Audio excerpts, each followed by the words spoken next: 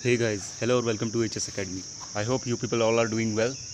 सो आज इस वीडियो में हम डिस्कस करने वाले हैं बेसिक टॉपिक के बारे में, लेकिन इन डेप्थ डिस्कस करने वाले हैं हम उसके बारे में। सेफ्टी क्या होती है और इसके क्लासिफिकेशन क्या क्या है। क्लासिफिकेशन इन द सेंस मतलब उसके कितने टाइप्स होते हैं। अब देखिए, यहाँ पे मैं एक चीज़ पहले ही क्लियर कर देता हूँ। यहाँ पे हम वो नहीं डिस्कस करने वाले हैं कि mechanical safety, chemical safety, after that आप कह सकते हैं एक्सकवेशन सेफ्टी, स्कैफोल्डिंग सेफ्टी, ये हम डिस्कस नहीं करेंगे। जो उसके रियल क्लासिफिकेशन है एज़ पर माय ओपिनियन, वो हम उसे डिस्कस करने वाले हैं इस पर्टिकुलर वीडियो में। तो वीडियो बहुत ही ज़्यादा इन्फॉर्मेटिव होने वाला है। वीडियो को स्टार्ट से लेकर एंड तक देखिए। So let's get started.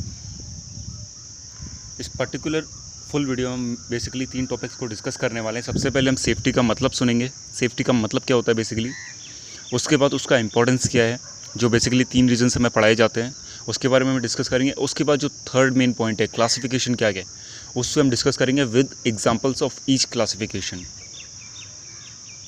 सबसे पहले सेफ्टी मतलब होता क्या है। देखिए, आपने डेफिनेशंस बहुत सारी पढ़ी होंगी, तो उनमें से ही हम एक डेफिनेशन ले लेते हैं जो पॉपुलर है। Safety is the absence of risk of serious personal injury. अब इसका मतलब देखिए क्या कहना चाहते हैं। इसका मतलब ये है, सेफ्टी एक ऐसी कंडीशन है जहाँ पे जो रिस्क है, ठीक है, रिस्क के कभी ज़ीरो नहीं हो सकता है, ये आपको पता है।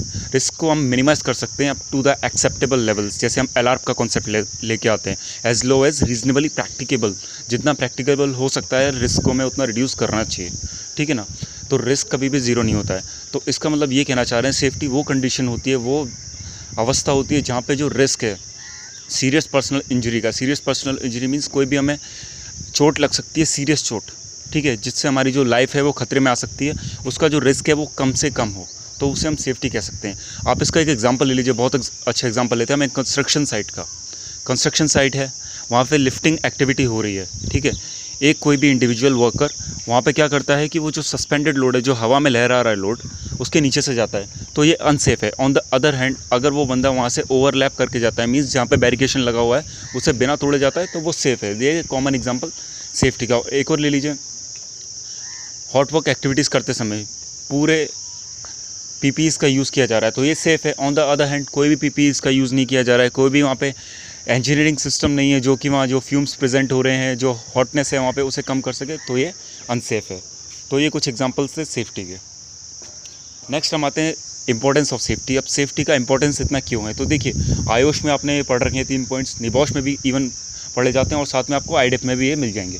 तो हम इन्हें डिस्कस करते हैं ज़रा शॉर्ट में। ये बेसिकली होते क्या है, देखिए, social, moral and legal 3 main कारण है सेफ्टी को इम्प्लीमेंट करने के या फिर लगाने के।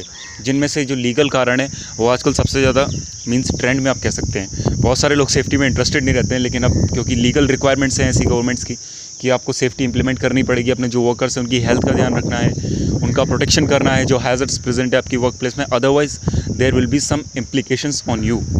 ओके, अगर किसी इंडिविजुअल वर्कर को वहाँ पे कुछ चोट लग जाती है, उसकी डेथ हो जाती है, तो वहाँ पे आपको कुछ इम्प्लीकेशंस या फिर कुछ रिजल्ट्स, कॉन्सिक्वेंसेस का सामना वहाँ पे करना पड़ेगा। तो इस वजह से बहुत सारे क्या होता है कि आजकल सेफ्टी को इम्प्लीमेंट कर रहे हैं, मिनिमाइज ही सही, लेकिन वो कर रहे हैं, एटलीस्ट ट्राई कर रहे हैं। So that's good. तो सबसे पहले हम आते हैं सोशल पे। देखिए, सोशल मतलब क्या होता है, मैं आपको एक एग्जांपल देता हूँ। हमें सोशली सेफ्टी मेंटेन करना क्यों ज़रूरी है। अब देखिए, कोई भी वर्क प्लेस है, ठीक है ना, कोई भी वर्क प्लेस है, अगर वो सेफ़ है तभी वहाँ पे कोई वर्कर या फिर जो पब्लिक है नॉर्मल वहाँ पे वो काम करने के लिए आएगी, ठीक है। अगर आप पहले ही डिक्लेयर कर देंगे कि मतलब वो अनसेफ है, वहाँ पे इतने सारे हैज़र्ड्स प्रेजेंट हैं, आपको उससे ये हो जाएगा, तो कोई काम करने के लिए नहीं आएगा। तो सबसे पहला रिस्पॉन्सिबिलिटी ये बनता है किसी का भी, जहाँ भी वो वर्क प्लेस है उसे वो सेव करे, ताकि जो सोशल इन्वायरमेंट्स है, सोशली एक्सेप्टेबल हो वो, ठीक है, तभी वहाँ पे जाया जा सके। अब देखिए, कोई भी, जैसे फॉर एग्जांपल आप ले लीजिए, क्या लेंगे, कंस्ट्रक्शन साइट्स में आजकल लोग काम करने के लिए जाते हैं। क्यों जाते हैं, सबसे पहला पर्पज़ तो ये है कि उन्हें पैसा कमाना है। दूसरा ये एश्योरेंस रहता है कि जो वहाँ एम्प्लॉयर है, अच्छी कंपनीज़ हैं, वहाँ के जो एम्प्लॉयर है वो सेफ्टी, हमारी जो सेफ्टी है उसके बारे में केयर करेंगे, साथ ही साथ हम लोग को वहाँ पे अच्छी सुविधाएं मिलेंगी। तो ये एक एग्जांपल होता है सोशल के लिए। तभी उनके जो घर वाले हैं उन्हें भेजते हैं वहाँ पे, वो कि आप जाइए वहाँ पे काम करने के लिए, अच्छे से काम कीजिए और अपना जो भी इंटेंशन है पैसे कमाने का उसे पूरा कीजिए। नेक्स्ट पे हम आते हैं मोरल पे। देखिए, मोरल रीजंस भी हैं ऐसा। देखिए, अगर मैं या फिर आप किसी भी कंपनी के मालिक हैं, तो सिंपली हम लोग ह्यूमंस हैं, तो हमारी ये मोरल रिस्पॉन्सिबिलिटी बनती है कि हम जो अपने वर्कर्स आ रहे हैं उनकी सेफ्टी का ध्यान रखें, क्योंकि ओवरऑल हम लोग ह्यूमन बींग्स ही हैं ना, हम लोग को अपने एक दूसरे का सेफ्टी का ख्याल रखना ज़रूरी है। तो ये होता है आपका मोरल रीज़न जनरली, ठीक है। अब लीगल रीजंस तो मैं आपको फर्स्ट में बता चुका हूँ, लीगल रीजंस कितने ज़्यादा है अभी आजकल गवर्नमेंट ने इतना इन्फोर्स कर दिया सेफ्टी को कि आपको सेफ्टी मैनेज करना है, किसी भी सेक्टर में वो प्रोसेस हो या फिर किसी भी सेक्टर में आपको सेफ्टी लगाना ही है उधर। तो लीगल रीज़न सबसे ज़्यादा बड़ा कारण है, क्योंकि अगर जो आज सेफ्टी इंप्लीमेंट की जा रही है इतनी ज़्यादा इंडिया में भी इवन, ठीक है, तब भी हमें कुछ बहुत सारे फॉल्ट्स मिल जाते हैं, जैसा कि आपने रिसेंटली देखा वाइजैग में, जहाँ पे failure of process safety management programs की वजह से इतना लोग की डेथ हुई और साथ में बहुत सारे हॉस्पिटलाइज भी हुए। तो ये सब बहुत सारे इश्यूज़ हैं जो अभी भी क्वेश्चन उठाते हैं सेफ्टी जो रूल्स एंड रेगुलेशन है किसी पर्टिकुलर कंट्री में। देखिए, अब सबसे important thing classification of safety. Safety का क्लासिफिकेशन क्या है? अब देखिए, एक चीज़ मैं आपको यहाँ पे क्लियर कर देता हूँ। सबसे पहले यहाँ पे हम डिस्कस नहीं कर रहे हैं स्कैफोल्डिंग सेफ्टी, हम यहाँ पे डिस्कस नहीं करेंगे, एक्सकेवेशन नहीं करेंगे, केमिकल सेफ्टी यहाँ पे हम डिस्कस नहीं करेंगे, सिलेंडर सेफ्टी हम यहाँ पे डिस्कस नहीं करेंगे, ठीक है। मैं उनका मतलब बताऊँगा क्यों डिस्कस नहीं कर रहे उस पर्टिकुलर सेफ्टीज़ को। सो इसमें देखते हैं सबसे पहले। देखिए, सबसे पहला नाम आता है यहाँ पे पर्सनल सेफ्टी, सेकंड है प्रोसेस सेफ्टी, थर्ड है फंक्शनल सेफ्टी, लास्ट है system safety. As per my opinion मैंने एक क्लासिफिकेशन बनाया है। जनरली अगर आप देखेंगे तो ये जो फंक्शनल सेफ्टी, सिस्टम सेफ्टी है ना, ये आपको प्रोसेस सेफ्टी का सबसेट है। प्रोसेस सेफ्टी के अंदर ही मतलब ये सब डोमेन्स हैं, आपको वहीं पे मिल जाएंगे। लेकिन एज अ ओवरऑल, बिकॉज इनमें भी सर्टिफिकेशंस अवेलेबल हैं, इनमें भी मेंबरशिप्स है, इनमें भी कैरियर अपॉर्चुनिटीज़ हैं बहुत सारी, तो मैंने इन्हें 4 पार्ट में बांट दिया, डिवाइड कर दिया, ताकि आपको अच्छा इसमें एक्सप्लेनेशन समझने को मिले। और इसमें आप डाउट मत कीजिएगा ज़्यादा, क्योंकि ये इनिशियली है। अभी आगे हमारे प्लान्स हैं कि हम इन पर्टिकुलर जो प्रोसेस फंक्शन है इन पे ज़्यादा फोकस करके इनकी जो सर्टिफिकेशंस हैं उनको आप तक पहुंचाएं। इनमें कौन कौन से सर्टिफिकेशंस हैं, कैसे मेंबरशिप ली जा सकती है, क्योंकि इनमें जो सेफ्टी है वो मैं कहता हूं कि वो पर्सनल, वो रियल सेफ्टी आप कह सकते हैं। जो हम पढ़ते हैं वो ओवरऑल ठीक है, लेकिन इसमें जो सेफ्टी है वो टोटली डिफरेंट है, एंटायरली डिफरेंट है जो सेफ्टी हमें पढ़ाई जाती है जनरली, ठीक है। सो हम पहले जाते हैं पर्सनल सेफ्टी पे। तो देखिए, पर्सनल सेफ्टी का एक फैक्ट मैं आपको बोल देता हूँ। आप जो भी कोर्स कर रहे हो अभी भी, जनरली आप 1 साल के ADIS करते हैं, डिप्लोमास करते हैं, BSc फायर सेफ्टी करते हैं या फिर BTech है, ठीक है, मोस्ट फोकस उनका रहता है पर्सनल सेफ्टी पे, उन कोर्सेज़ का, ठीक है। ये एक फैक्ट है। Personal safety in the sense क्या हुआ कि आपको मतलब जो सेफ्टी इंप्लीमेंट करनी है उसका इंटेंशन क्या होना है कि ह्यूमन लाइफ्स को बचाना है, ठीक है। आपके जो जितने भी कोर्सेज़ हैं आप देख लीजिए, निबॉश कोर्सेज़ हैं या फिर IOSH हैं, PCSP के कोर्सेज़ हैं, मोस्ट ऑफ देम जो हैं पर्सनल सेफ्टी पे फोकस करते हैं, ठीक है। सिस्टम्स, फंक्शनल, प्रोसेस हाँ थोड़ा बहुत वहाँ पे आ जाता है, थोड़ा बहुत प्रोसेस आजकल मैंने माना कि सिलेबस में इंक्लूड कर रहे हैं, लेकिन इतना ज़्यादा नहीं है जितना होना चाहिए, ठीक है ना। तो फंक्शनल सिस्टम उसमें बहुत मिनिमाइज रहता है। तो पर्सनल सेफ्टी में आप क्या समझते हैं कि हम लोग को ऐसी कंडीशन साइट पे इंप्लीमेंट कर रही हैं जिससे कि जो हमारे वर्कर्स हैं, देखिए आप देख सकते हैं एक साइड पे इंडस्ट्री में वर्कर्स काम कर रहे हैं, दूसरी साइड पे कंस्ट्रक्शन साइट्स पे, उनकी हेल्थ और सेफ्टी टॉप पे रहे और उन्हें कोई भी हैज़र्ड्स का सामना ना करना पड़े। तो ये वो पर्सनल सेफ्टी मींस पर्सनल जो वहाँ पे वर्कर्स, लेबर्स काम कर रहे हैं हम उन्हें सेव करना चाहते हैं by using different safety strategies, ठीक है। ये तो हुआ पर्सनल सेफ्टी का, जो जनरली आपने सभी पढ़ रखा होगा, जनरली हैज़र्ड क्या होता है, रिस्क क्या होता है, उसी से एसोसिएटेड है बेसिकली ये, ठीक है। नेक्स्ट पे हम जाते हैं प्रोसेस सेफ्टी। अभी देखिए, प्रोसेस सेफ्टी का शायद किसी ने सुना हो, शायद ना सुना हो, तो नो इश्यूज़। ये तो जस्ट मैं अभी इंट्रोडक्शन दे रहा हूँ। नेक्स्ट इसका पूरा सीरीज़ आपके पास रहेगा, जो निबॉश का प्रोसेस सेफ्टी मैनेजमेंट है, उस पूरे एंटायर करिकुलम को मैं कवर करूँगा आगे इस चैनल पे। उसकी जो भी जितने भी चैप्टर्स हैं, जितने भी डोमेन्स हैं, सब पे मैं लेक्चर्स बना दूँगा, ठीक है। तो प्रोसेस सेफ्टी होता क्या है? अभी देखिए, प्रोसेस सेफ्टी फेलियर का रिसेंट एग्जाम्पल वाइजैक में जो लीक हुआ वो प्रोसेस सेफ्टी का एक बड़ी एग्जाम्पल है। प्रोसेस सेफ्टी में हम फोकस क्या करते हैं कि हमारे जो भी मतलब पर्टिकुलर आप ये कह सकते हैं, जो प्रोसेस सेफ्टी में हमारे जो केमिकल्स हैं, ठीक है, जो भी हम हैज़र्डस केमिकल यूज़ कर रहे हैं उन्हें और प्रोसेस को हम ऑपरेट करें इन अ सेफ ऑपरेटिंग एनवेलप, ठीक है। अब SOE क्या होता है? देखिए, कोई भी प्रोसेस के पैरामीटर्स होते हैं कि इस पर्टिकुलर पैरामीटर से अगर प्रोसेस ऊपर जाएगी तो वो हैज़र्डस कंडीशन में आ जाएगी। अब हैज़र्डस कंडीशन में मीन्स वहाँ पे रिस्क है कि वहाँ पे कोई हैज़र्ड हो सकता है, फायर एंड एक्सप्लोजन हो सकता है, UVC हो सकते हैं, CVC हो सकते हैं, या फिर रिलीज़ हो सकती हैं, ठीक है। तो हम SOE के अंदर प्रोसेसेस को ऑपरेट करना होता है और इंश्योर करना पड़ता है कि जो भी हमारे पे सब्सटेंस हम यूज़ कर रहे हैं वो रिलीज़ ना हो एनवायरनमेंट में, बिकॉज अगर वो रिलीज़ होते हैं तो उसमें बहुत ज़्यादा खतरा है। क्योंकि प्रोसेस सेफ्टी क्या है कि ये बहुत सारे लोगों को अफेक्ट करती है। जब भी इसके फेलियर होते हैं तो आप देख सकते हैं कि catastrophic event as a consequence बाहर आते हैं। मतलब 1 या 2 की डेथ नहीं होके सैकड़ों में डेथ होती है, हाई नंबर में डेथ होती है, ठीक है। तो इसका ओवरऑल हमारा जो इंटेंशन रहता है प्रोसेस सेफ्टी का, जो हैज़र्डस केमिकल हैं उन्हें जब हम प्रोसेस में यूज़ कर रहे हैं तो सेफ़ ऑपरेटिंग एनवेलप के अंदर यूज़ करें, एज वेल एज़ उनकी रिलीज़ और जो टॉक्सिक रिलीजेस होती हैं उन्हें प्रिवेंट करें, ठीक है। तो इसमें basically process safety management programs आ जाते हैं और भी बहुत सारी चीज़ आते हैं जो हम आगे डिस्कस करेंगे। नेक्स्ट आता है फंक्शनल सेफ्टी। अब देखिए फंक्शनल सेफ्टी में यहाँ पे मैंने इंडस्ट्रियल रोबोटिक्स का यूज़ किया है एज अ इमेज फॉर आपको समझाने के लिए। तो इसका मतलब ये नहीं है कि सिर्फ रोबोटिक्स पे ये एप्लीकेबल होती है। देखिए फंक्शनल सेफ्टी के बारे में एक चीज़ कही जाती है कि ये basically safety of everything, means safety आपको किधर भी देख सकते हैं आप, किसी भी जगह जाइए आपको फंक्शनल सेफ्टी मिल ही जाएगी। मैं आपको एक एग्जांपल दे देता हूँ, उसका बेस्ट एग्जांपल। देखिए आप ट्रेन में जाते हैं, ट्रेन में आप बैठ जाते हैं बिना एक पल सोचे, आराम से आप जाके बैठ जाते हैं, गाड़ी में जाते हैं बैठ जाते हैं।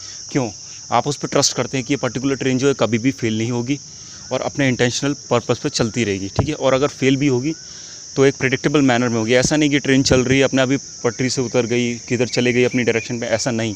अगर उसमें भी ब्रेक फेल होते हैं तो वो अपनी पोजीशन पर रुक जाएगी, ठीक है।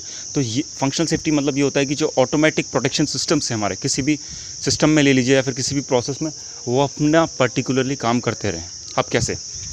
देखिए इससे मैं इसका एक एग्जांपल ले लेता हूँ। देखिए आप कहीं भी फ्लो हो रहा है, मान लीजिए एक पाइप में, ठीक है, वहाँ पे फ्लो मीटर लगा हुआ है जो आपके फ्लो को कंट्रोल करता है, मेज़र करता है, ठीक है। तो उसका ये काम है, अगर फ्लो किसी पर्टिकुलर लिमिट से ऊपर, थ्रेशोल्ड से ऊपर चले जाता है तो वो आपको आगाह कर देगा, आपको बता देगा, ठीक है। तो ये उसका सेफ्टी फंक्शन है, आप कह सकते हैं सेफ्टी इंस्ट्रूमेंटेड फंक्शन, ये आपको बता रहा है, ठीक है।